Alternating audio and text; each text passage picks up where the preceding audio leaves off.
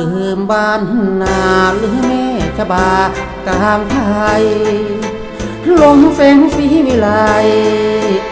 อยู่ที่ในบังกอลืมว่าควายเคยไถนาบ้านนอไอ้ถุยมันไม่เคยหลอนไม่ลืมจอกลืมแม่จากดินเป็นดาวสกาวไปอยู่บนฟ้าได้นุ่งผ้าห่มเพ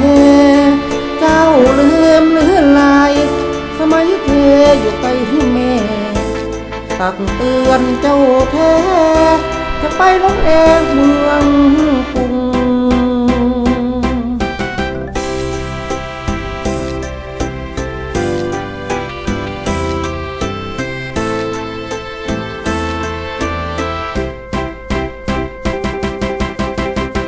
พี่ยังบูชาบ้านป่าเสมอใจนั้นยังรักเธอตอนอยู่ท้องนาป่าทุ่งคืนจันทร์วันเพ็ญแลมเดือนดาวลุ่งยังชวนแม่พะบุญ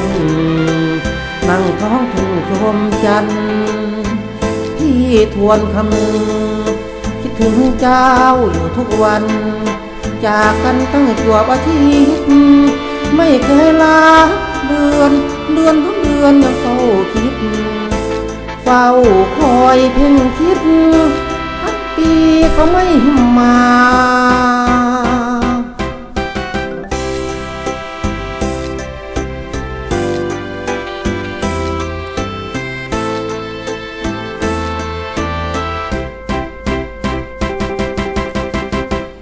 อย่ามั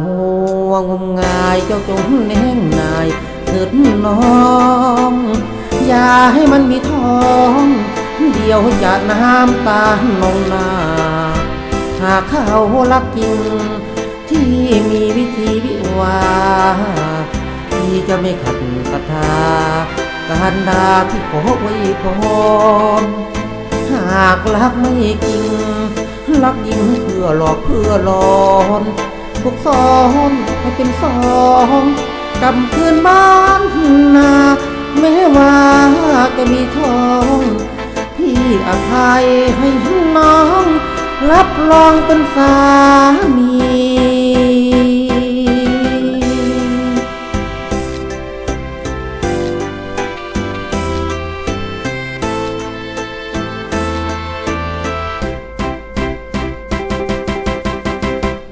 อย่ามั